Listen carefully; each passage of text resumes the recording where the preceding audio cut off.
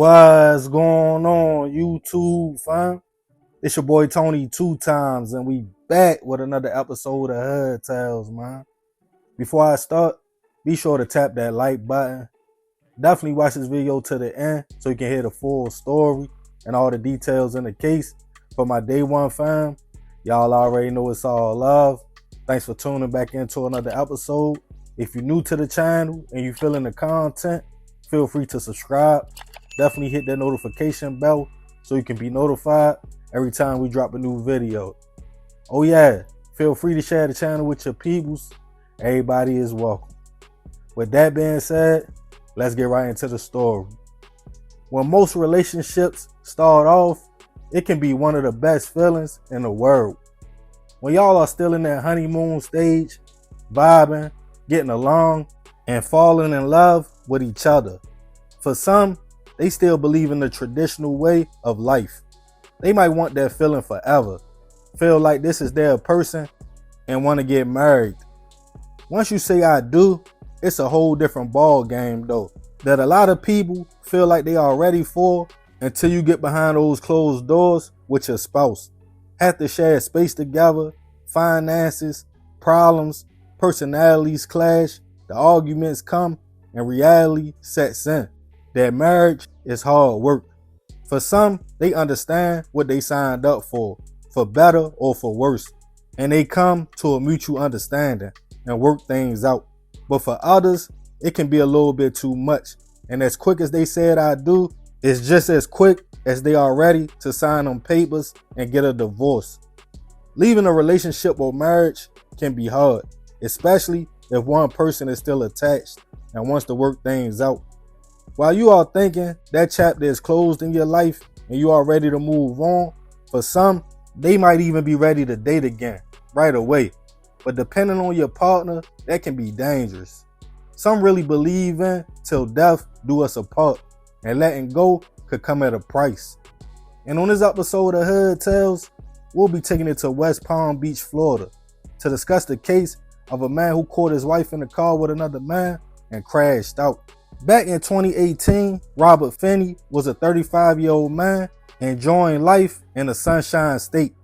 He had a lot going for himself, but his main joy was his wife, who we will call Ro for the sake of the story. The couple had got married just 2 years prior, when she was just 18 years old. Now she was 20, and Robert adored his wife. According to family, he did everything for her. All seemed well. They would go out on dates, even had a YouTube channel. But in February 2018, it was trouble in paradise. Ro wasn't feeling the marriage anymore and had filed for a divorce and moved out the home. Robert thought she was just upset and they would be able to work things out. On another side of town was a 20-year-old young man, also named Robert, Anthony III. The 6'6" young man was into sports, not too long out of high school, where he graduated from Royal Palm Beach. The young man was trying to figure out life. He worked at Publix all through high school, but now he had started working at Burger King and was taking college classes and focused on his future. He still had hoop dreams, but also understood he had to work. Coming from a big family, Robert was described as a jokester. He had just turned 20 years old on March 9th and decided he would go out on the town with his friends. On March 10th, they went out to celebrate the young man's birthday when he met a beautiful young lady. The two sat in the car and talked all night. Her name was Ro. Not knowing anything about her estranged husband or that she had just filed for a divorce a week prior, Robert was feeling the vibe. So the next night, when she called him to link back up, he said cool. Ro pulled up to the Village Place apartment complex on Brandywine Road in West Palm Beach. The two picked right back up where they left off at, talking and laughing. They were enjoying the night, just sitting in the car. But Ro was in a vehicle that was in her husband's Robert's name, and he was tracking it the whole time. Robert jumped in his other vehicle, drove to the apartment complex armed. When he saw his car parked up, he walked up to the door, opened it, and after seeing another man, he started shooting. Young Robert ran out the car, but he was already hit. Roe was also shot. Robert then pulled out his phone and called for help. The operator could hear the man asking his wife, "Why you cheating on me?" As police and paramedics arrived to the scene, they found Robert doing CPR on his wife, who was suffering from multiple gunshot wounds. Her friend, young Robert, was also hit multiple times. They were both rushed to a local hospital, and Robert was taken into custody at the scene. After saying, "I did it, I shot them," he still had the gun on him. Unfortunately, Robert would pass away from his injuries at the hospital. Roe would fortunately pull through, but be paralyzed. Robert was now charged with first-degree hit and attempt. The situation sent shockwaves through the community. A young man who lost his life just 2 days after his 20th birthday, all from meeting a woman at a club. But Robert's family was devastated.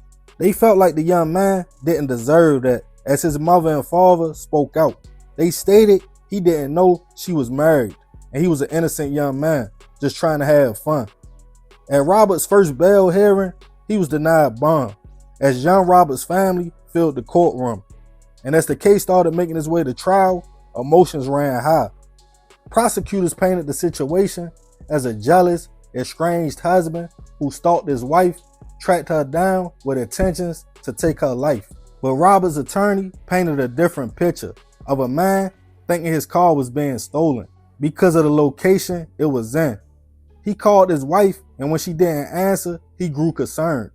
Pulled up to the location, saw a stranger in his vehicle, and snapped.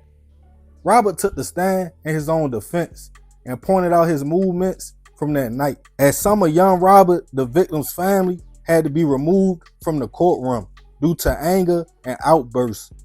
Roe joined the trial via Zoom. She explained what happened that night.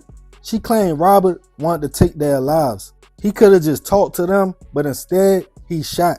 She asked that he get the maximum sentence because he took her life and put her in a wheelchair for life, when she was only trying to walk away and escape the marriage. The jury disagreed with the prosecutor, but also with Robert's lawyer. He was found not guilty on first-degree hit, but guilty on a lesser charge of manslaughter, aggravated battery, and shooting in a vehicle. Some members of the victim's family were upset, and Robert's father said, "Don't worry, he will still get a life sentence." And he was right. At sentencing, Robert received life for aggravated battery, plus 30 years for the manslaughter and shooting in a vehicle. Rest in peace to Robert. I send my prayers and condolences to his family. He had just turned 20, met Roe the night prior while celebrating, and lost his life by the hands of a jealous husband he knew nothing about. Roe is still in a wheelchair till this day, but she continues to live life to the fullest, and also since has put the situation behind her. As far as Robert, I get it. He probably felt it's only been a week. You are in my car with another man and he just snapped. But it's so many factors that he could have sat back and self-reflected on. For one, he married a teenager. 18, you was 33, and you really thought that would last. She was fresh out of high school and didn't even get a chance to live life yet. You threw your life away, in my opinion, over something that wasn't going to never work in the long run. But I want to end this one with a few questions. Do y'all feel like just 1 week after filing a divorce, it's too soon to try to move on? And if you do, should you tell the person you are kicking it with your situation so they can know what they are getting themselves into? Or do you feel like at that point, it's not their business? Let me know in the comments. And remember, we got to succeed, not to fail, so we won't be just another hood tab. Yeah, man, crazy story. Rest in peace, that young man. I definitely send my prayers to his family. But I ain't gonna talk too much more about this one. Be sure to let me know what you think about the situation in the comments. Oh yeah, be sure to tap that like button. It's free. It helps get the video moving around the algorithm. So yeah, y'all do that for me. But yeah, I appreciate you if you made it to the end. This is another episode of Hood Tales. It's your boy Tony 2 times. Love, fam. I'm out.